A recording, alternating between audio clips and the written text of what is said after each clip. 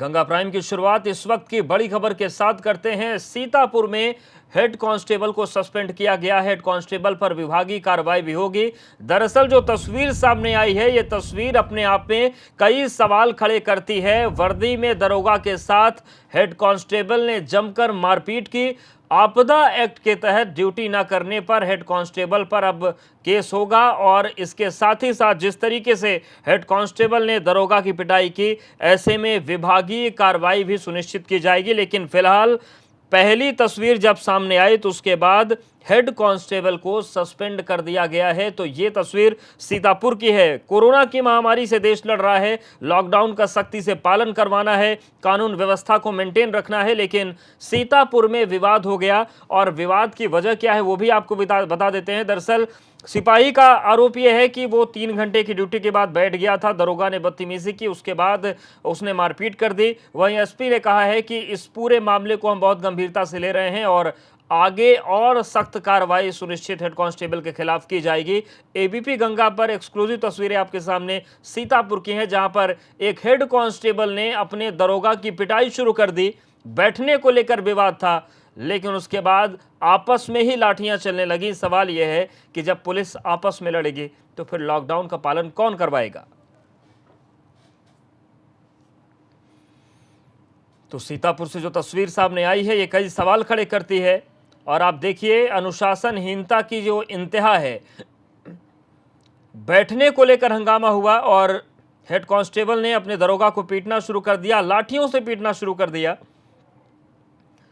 Head constable की दलील यह है कि वो खड़े होकर ड्यूटी कर रहा था, दरोगा ने बैठने से मना किया तो गाली गलौज हो गई। वहीं जिले के एसपी का कहना है कि सभी को निर्देश खड़े होकर ही ड्यूटी करने के दिए हैं। ऐसे में अब बिल्कुल साफ है कि सस्पेंशन की कार्रवाई तो हुई है, लेकिन हेड कांस्टेबल के खिलाफ अभी और सख्ती बरती जाएगी।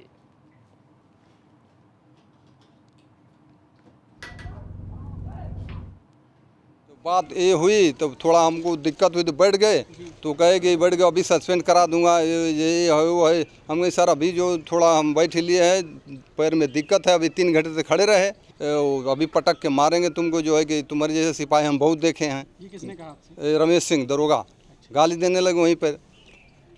तो इस पर जो है कि इस पर जो हमें गुस्सा लगी, माँ की गाली दिए तो हम भी डंडा मारे।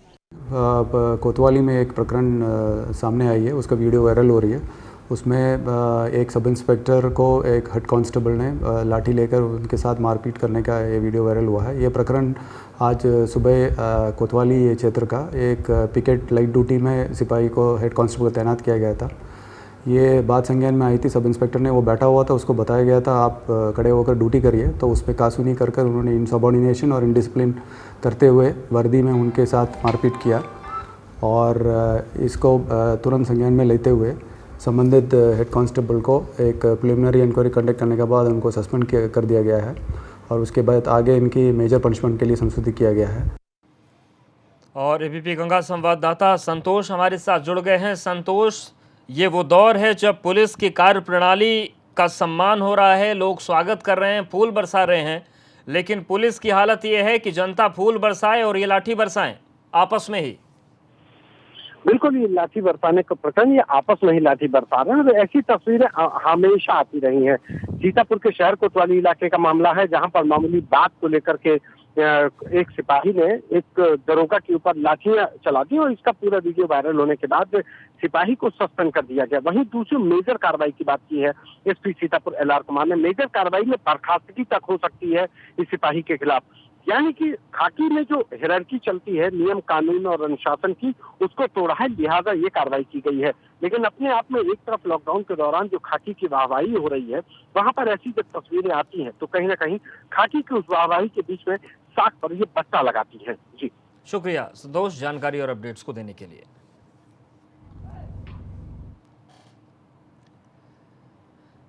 बड़ी खबर जालौन से है, जहां पर 40 पुलिसकर्मियों को क्वारंटीन किया गया है और 14 दिन के लिए सभी को क्वारंटीन किया गया।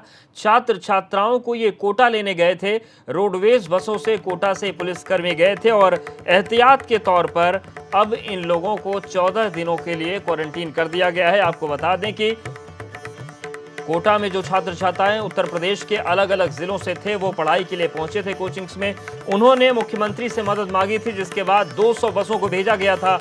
और अब खबर ये आ रही है कि जालौन जिले से जो 40 पुलिसकर्मी जिनकी ड्यूटी लगी थी कोटा जाने के लिए, जो छात्र छात्राओं को लेकर आए थे, एहतियात के तौर पर उन सभी पुलिसकर्मियों को 14 दिन के लिए क्वारंटीन कर दिया गया है। रोडवेज की बसों से ये पुलिसकर्मी कोटा गए थे छात्र छात्राओं को वहां से वापस लाने के लिए।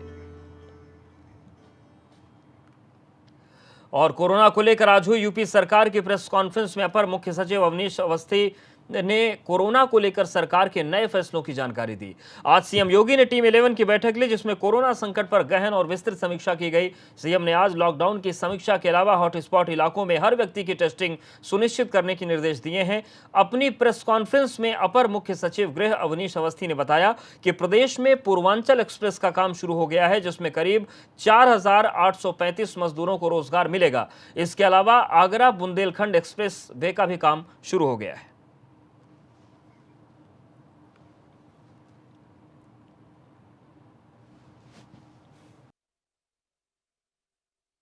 कुल संक्रमण के एक्टिव केसेस 1134, एक्टिव केसेस 1134, जो कुल केसेस हुए हैं वो 1294। इनमें से 140 लोग स्वस्थ होकर इन्फेक्शन समाप्त होने के बाद डिस्चार्ज हो चुके हैं। तो एक्टिव केसेस इस समय 1134 हैं। ये 53 डिस्ट्रिक्ट से आए हैं स्टेट के। हाँ, टोटल केस 1294, एक्टिव केस 1134। 53 जिले में से 9 जनपद ऐसे हैं, जो 53 जो इन्फेक्ट हुए थे उसमें से 9 डिस्ट्रिक्ट ऐसे हैं जिनमें इस समय एक्टिव केसेस 0 रह गए हैं। और दिल्ली में लगातार बढ़ते कोरोना मरीजों की संख्या को देखते हुए गाजियाबाद जिला प्रशासन ने गाजियाबाद से दिल्ली आने जाने पर रोक को जारी रखा है। हालांकि डॉक्टर और पैरामेडिकल स्टाफ के अलावा जरूरी सामान लाने ले जाने वालों को भी छूट मिलेगी। इस बारे में गाजियाबाद जिलाधिकारी का कहना है कि दिल्ली में 30% सरकारी कर्मचारी काम पर जा रहे हैं, लेकिन बैंक कर्मचारियों को अपने ऑफिस से उस तारीख का पास बनवाना होगा, जिससे उनको आने जाने में सहूलियत हो। इसके अलावा प्रशासन गाजियाबाद से दिल्ली जाने के लिए अलग लेन बनाने का विचार कर रहा है।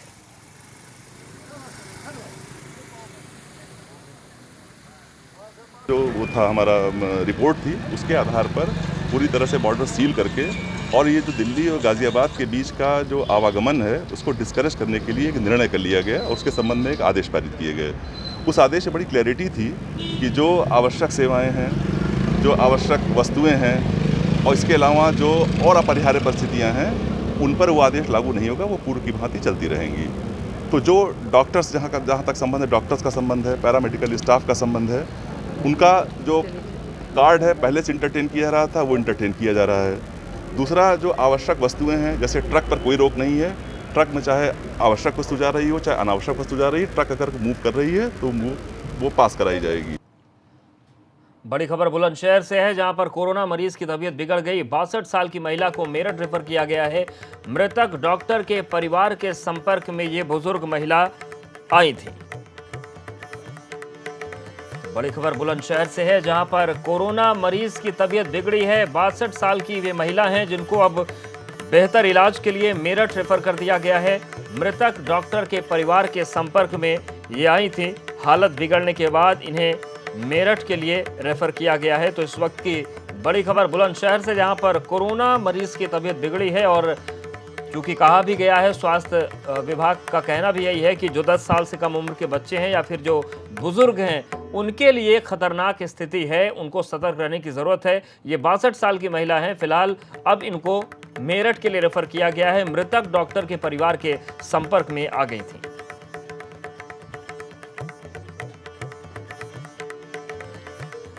मुरादाबाद में सोमवार को कोरोना से लड़ते हुए कोरोना संक्रमित हुए एक आयुष चिकित्सा अधिकारी डॉक्टर निजामुद्दीन की मौत हो गई। लेकिन इस घटना के बाद अब एटा में कोरोना मरीजों के इलाज में लगे संविदा डॉक्टर्स ने एटा के मुख्य चिकित्सा अधिकारी कार्यालय के सामने पीपीई किट्स और N95 मास्क दिए जाने की मांग की है। उन्होंने ये भी कहा कि वो दिन रात कोरोना के खिलाफ लड़ाई में लगे हैं, ऐसे में उन्हें भी कोरोना संक्रमण का खतरा है। इसके अलावा डॉक्टर्स ने कोरोना से मृत मुरादाबाद के डॉक्टर निजामुद्दीन की पत्नी को नौकरी देने और सरकार से तुरंत उनके परिजनों को बीमा राशि दिए जाने की मांग की।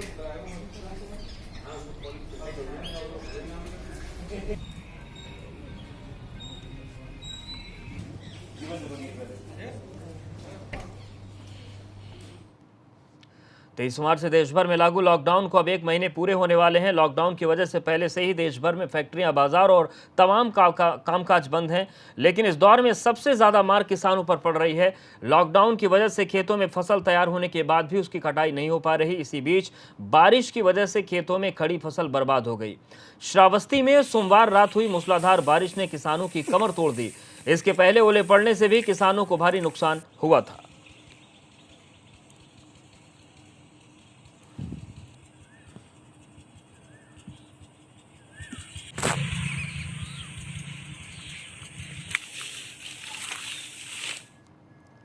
देश भर में जारी लॉकडाउन को 28 दिन बीत चुके हैं, लेकिन अब भी कई जगहों पर लोगों को राशन और खाना नहीं मिलने से परेशान है, जिनमें से एक फिरोजाबाद भी है, जहां भूख से परेशान गरीब महिलाओं ने पुलिस की गाड़ी को घेर लिया और खाने के लिए प्रदर्शन करने लगे।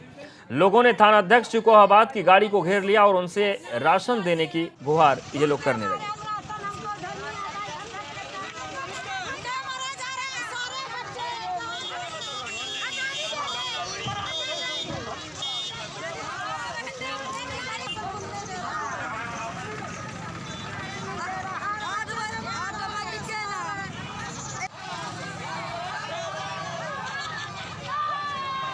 तो फिरोजाबाद की तस्वीर आपको दिखा रहे हैं। अभी भी तमाम दावों के बाद कई जगह ऐसी हैं जहां पर लोगों को खाने के लिए बहुत दिक्कतें हो रही हैं, राशन नहीं मिल रहा है। और यही वजह थी कि फिरोजाबाद में राशन न मिलने से नाराज लोगों ने प्रदर्शन कर दिया। महिलाओं ने पुलिस की गाड़ी को घेर लिया और इनकी शिकायत यह है कि खाना नहीं मिल रहा है और ये लोग बहुत परेशान हैं।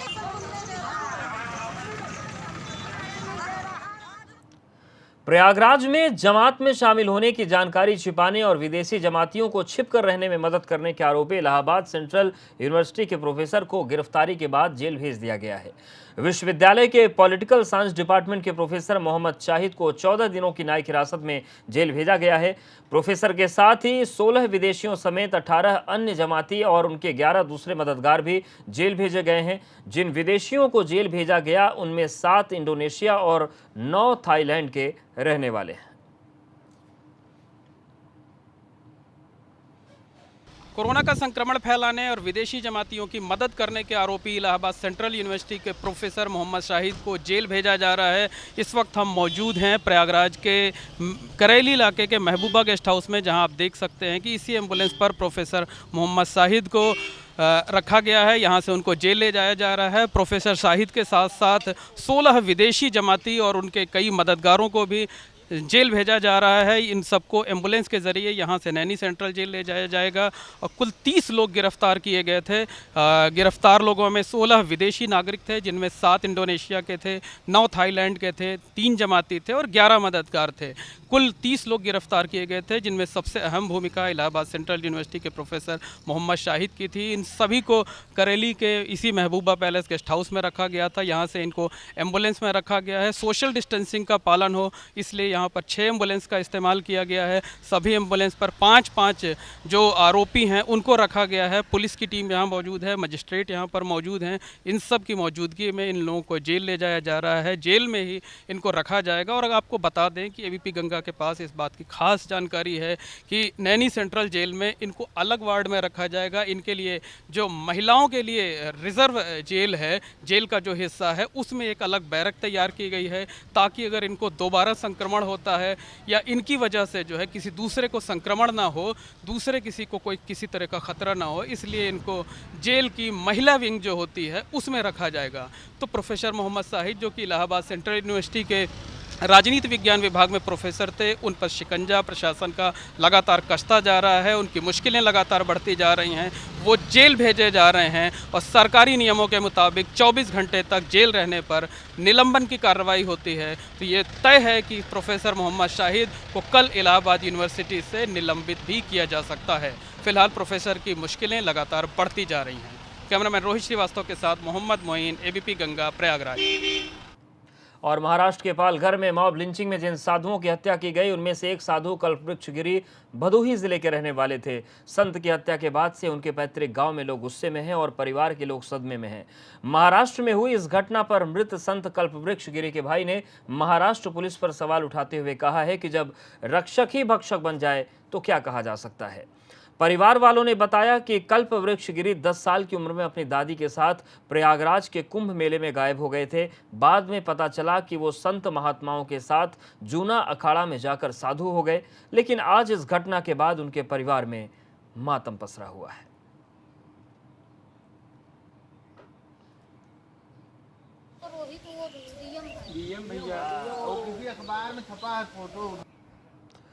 और इस वक्त बड़ी खबर इटावा से आ रही है, जहां पर कोरोना का एक और मरीज मिला है। जिले में कोरोना मरीजों की संख्या अब 3 पहुंच गई है। तो इटावा में भी जो कोरोना संक्रमित मरीजों का आंकड़ा है वो बढ़ रहा है। इटावा में कोरोना का एक और मरीज पॉजिटिव मिला है और अब जिले में कोरोना पॉजिटिव मरीजों की संख्या 3 तक पहुंच चुकी है। दिल्ली से निकलकर देश के कई हिस्सों में कोरोना के मामले बढ़ाने को लेकर तबलीगी जमात के लोग कटघरे में हैं और हर जगह जमातियों को ढूंढने का काम अब भी जारी है। लेकिन वाराणसी से जमातियों को लेकर बिल्कुल अलग तस्वीर सामने आई, जहां पर इलाज के बाद ठीक होकर अस्पताल से छुट्टी पाने वाले जमातियों का स्वागत किया गया। प्रशासनिक अमले ने कोरोना को मात देकर वापस आए इन लोगों का जोरदार स्वागत किया। इस दौरान लोगों ने कोरोना से ठीक हुए जमातियों को माला पहनाई, सैनिटाइजर और मास्क देकर विदा किया। और जो भी जमाती अभी भी छिपे हुए हैं, जमाती ही नहीं वो तमाम लोग जो डर कर छिपे हैं, वो तस्वीर देखें। कोई सजा किसी को मिलने नहीं जा रही है। स्वतः सामने आइए, अपना इलाज करवाइए।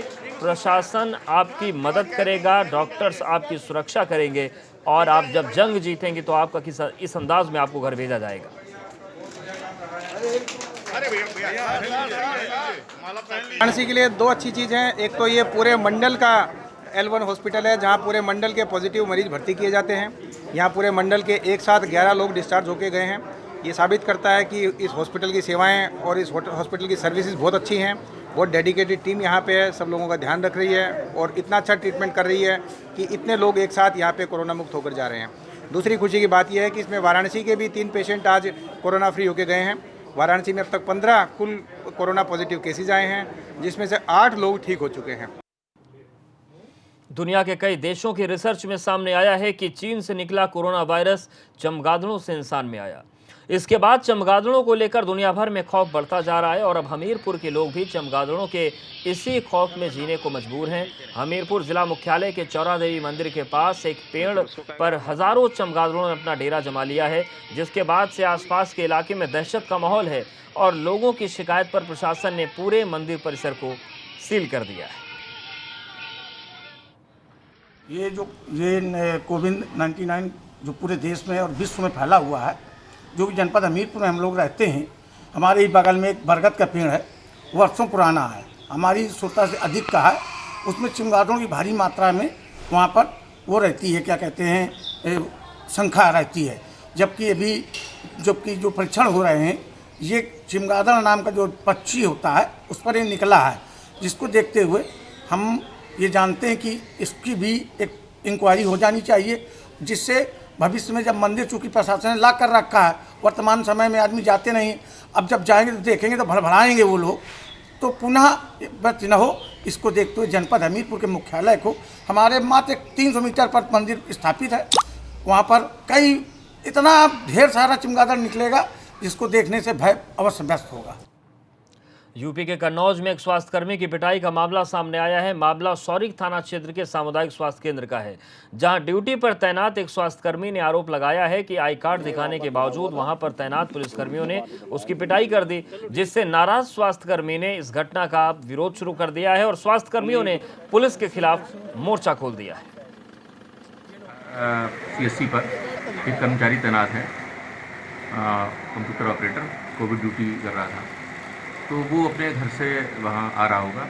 रास्ते में 2 सिपाही जो थे उन्होंने उसको रोका और उसके ऊपर, जबकि उसके पास ID कार्ड था स्वास्थ्य विभाग का, उसके बावजूद भी उन्होंने उसको 2 डंडे मार दिए और उसी के उसमें सब लोग कर्मचारियों में आक्रोशित है। हमारी कप्तान साहब से बात हुई है तो उन्होंने कहा कि जो भी दोषी होगा उसके खिलाफ कार्रवाई की जाएगी। मेरठ में जिला प्रशासन ने एक निजी अस्पताल को सील करते हुए अस्पताल के मालिक के खिलाफ एफआईआर दर्ज की है। आरोप है कि अस्पताल के एक कर्मचारी की कुछ दिन पहले बीमारी से मौत हो गई थी। जांच में पता चला कि वो कोरोना पॉजिटिव था, लेकिन इस दौरान न तो अस्पताल प्रबंधन ने उसका इलाज करवाया और न ही इसकी जानकारी दी, जिसके बाद कार्रवाई करते हुए अब प्रशासन ने अस्पताल का लाइसेंस रद्द करने की सिफारिश कर दी है।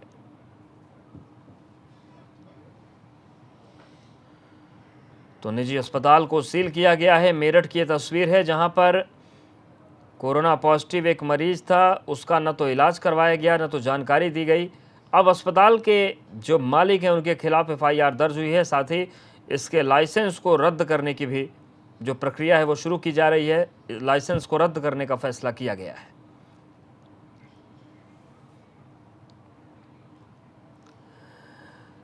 फिरोजाबाद में एबीपी गंगा की खबर का असर हुआ है। लापरवाह 2 अधिकारियों पर कार्रवाई की गई। शिकोहाबाद की एसडीएम एकता सिंह को मुख्यालय से अटैच कर दिया गया है। तो इस वक्त बड़ी खबर फिरोजाबाद से, जहां पर एबीपी गंगा की खबर का बड़ा असर हुआ है।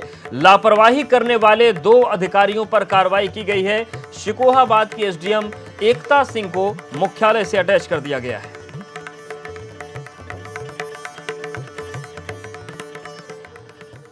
और यहां पर वक्त एक छोटे से ब्रेक का है।